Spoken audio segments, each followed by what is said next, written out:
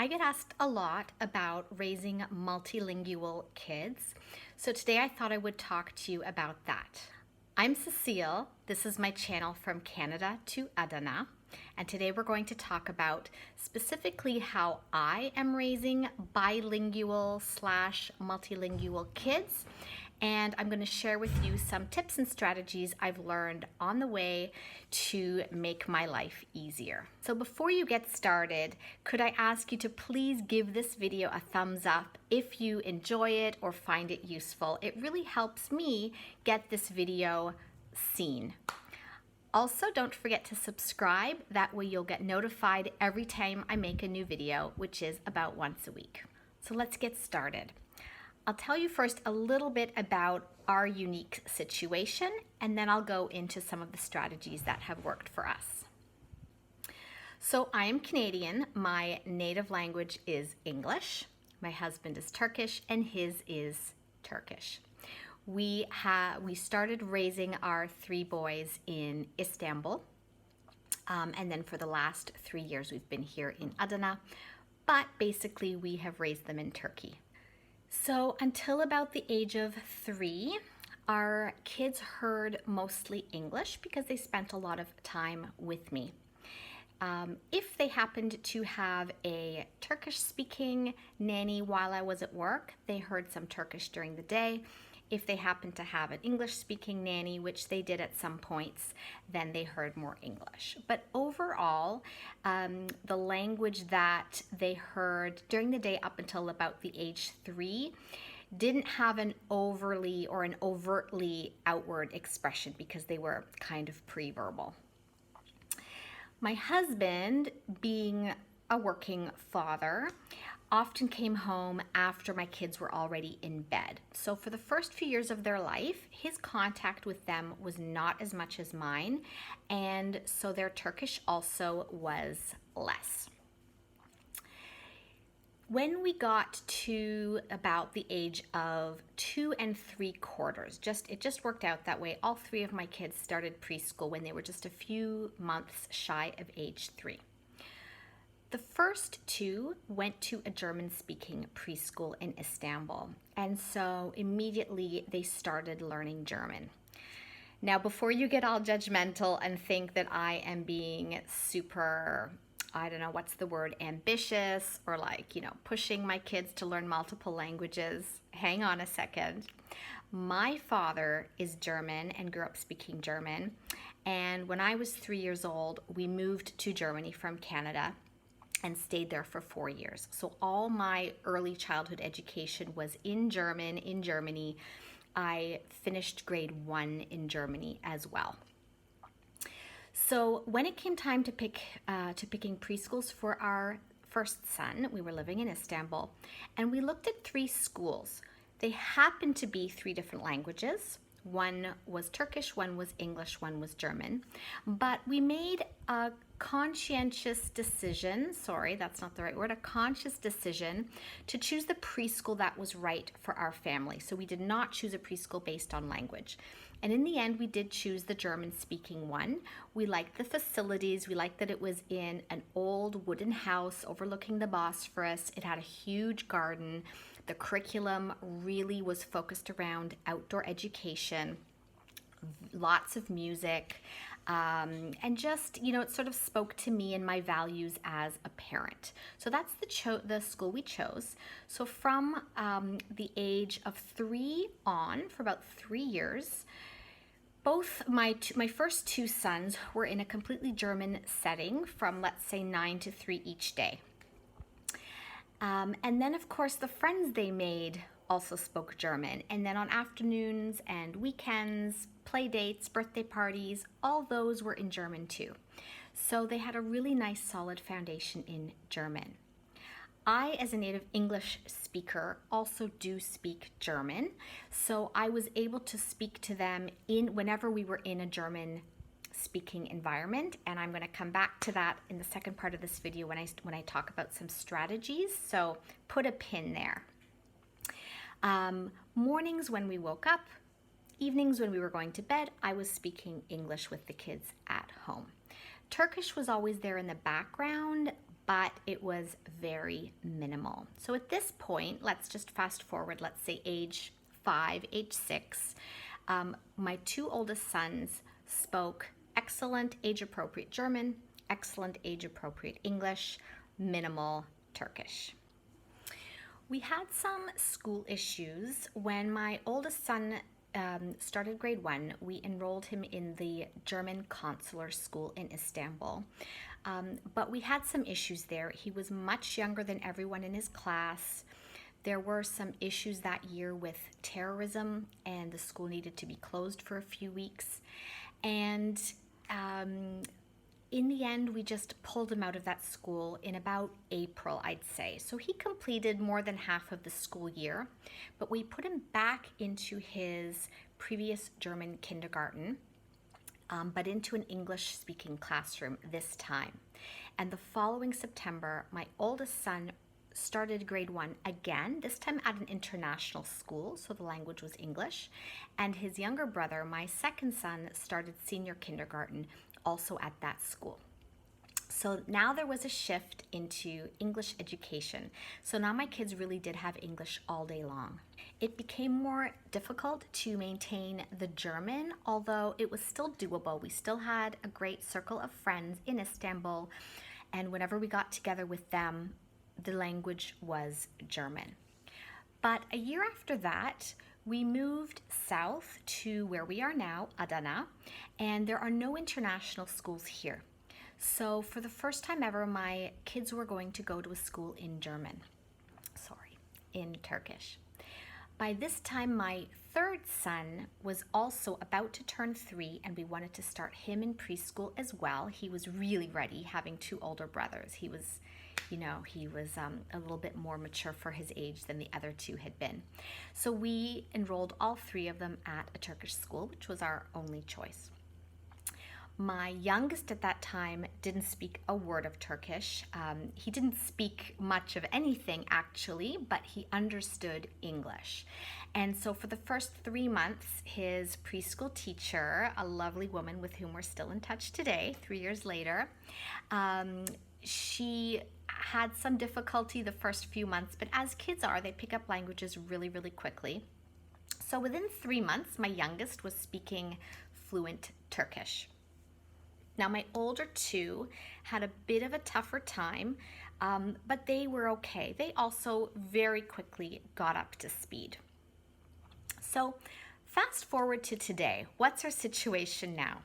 Their Turkish is excellent. They read and write in Turkish, the older 2. My oldest is now in grade 5. My middle child is in grade 4. The youngest is in senior kindergarten. Their English is also still really good. For one thing, they speak English with me. We read a lot of English books. I read to them every night before sleep. My oldest son also, because he had a good foundation in grade 1, learning to read, his English reading is still really good. It might not be at a grade 5 level, but to give you a sense, he's reading The Lion, the Witch, and the Wardrobe right now, which is not easy, and he's doing okay. We're actually having him read a chapter on his own, and then I reread the chapter out loud to all 3 kids. Now, interestingly, my youngest son, who, as I said, started preschool here in Adana in a Turkish preschool 3 years ago, he's now in senior kindergarten. His Turkish is amazing, obviously, but his English, until this recent pandemic and sheltering in place / quarantining period, his English was not so great. He understood me, but he wasn't really answering in English, and he would speak to his 2 older brothers in Turkish. So at the beginning of this quarantine period, the boys were home with me, and everything was suddenly in English again. And over the course of five or 6 months, he has slowly transitioned to speaking amazing English. He now speaks English with me. His vocabulary has really made strides. So I'm really happy about that. So that's where we are today. Now I'm going to transition. I want to tell you about some strategies, some philosophies, so some things more general, some things more specific that have really helped us on this multilingual journey. All right, so the first thing I want to share is a principle. I did not make this up. This is what experts that I have read and listened to over the years say. Each parent should speak one language with the child, and that language should be their native language. So I have tried as much as possible to not speak Turkish with my kids, even though my Turkish is passable. This was the most challenging for me when my youngest was in, before this pandemic period, when he was really only speaking Turkish. He would speak Turkish to me and I would automatically respond to him in Turkish, because when someone speaks to you in a language, you respond in that language. So that was challenging, and I had to constantly self-correct, and to be honest, I was not excellent at it. So just as I shouldn't be speaking Turkish to my kids, my husband should not be speaking English to my kids. So he speaks Turkish to them. All right, so the second thing is understand and accept that your kids will improve in fits and starts. So, for example, during the school year in Turkish, my kids obviously make great advancements in their Turkish language. They're reading, they're writing, they're learning vocabulary. They're surrounded by the language for hours and hours each day. And even in our social life here outside of school hours, a lot of things in Turkish. When we go home to Canada for the summer, for example, their English really catches up. So let's say they have 4 or 6 or even 8 weeks of complete immersion in English. They're with their cousins, they're with their grandparents, their uncles. They are perhaps in swimming lessons or at a summer camp. That is when they really catch up and make up for lost time in English. So understanding that your kids, their language will not progress steadily in all languages at the same time. Understanding that and being okay with that, not having anxiety about that, is important. It's also been important for me to understand that my kids will be a little bit behind their peers or their, the average level for their age. Again, in different areas. So they might be fine with speaking Turkish, but their reading might be a little bit behind, or their writing might be a little bit behind, because after school in the evenings, for example, I'm speaking English with them and not, reinforcing their Turkish, for example, whereas their classmates have 24 hours Turkish and are learning more sophisticated vocabulary, for example. So that's something that I need to be okay with and not anxious about. The other thing I forgot to mention is that just as spurts of catching up, for example, in the summer catching up on English are normal, slides backward are also normal. So over the course of an academic year, perhaps one child's English reading slides a little bit. And I have to be okay with that and know that he'll catch up later. The next principle I really have to remind myself of a lot, because I tend to be a bit of an overachiever, is to keep the language learning fun. I don't want to put pressure on my kids to, for example, keep up with English spelling words. Spelling in English is hard. If you're a native English speaker, you probably remember your own elementary and middle school years, spelling and phonics. That's really hard. And I know my kids will learn that eventually. They do get a lot of English instruction at school now anyway, and learn a lot of that. But the last thing I want to do is, sit them down for 3 hours on a Saturday with an English tutor, or even worse, with their mother, and make them study phonics in English to catch up. When I was, I don't know how old I was, I'm going to say 8 or 9, and we were back in Canada after having lived in Germany for 4 years, my parents enrolled me in a Saturday German school, and I hated it. It was miserable. And thankfully, they pulled me out again.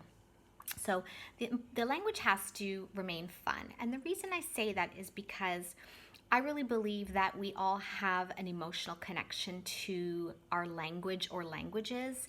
And I know that my kids will always have a place in their heart for Turkish, a place in their heart for English, Hopefully also a place in their heart for German, because right now their German has really, my youngest son has 0 German, my oldest one has very little, and my middle son even less. But I have to trust there's always going to be like an emotional attachment to that language, whether it's the nostalgia they feel when they hear and recognize some of the old children's songs that we used to listen to, and that they still kind of know despite having forgotten a lot of the language, or whether it's looking through old picture books and remembering. So that special emotional connection is still there, and I have to trust that that will possibly down the road be motivation for them to pick up a language again. I don't want them to have any negative associations with a language, like, oh, that's the language my mom forced me to learn on Saturdays or something like that. So in other words, I have had to be really careful not to project any of my own anxiety, any of my own sort of ego desires onto my kids and their language learning.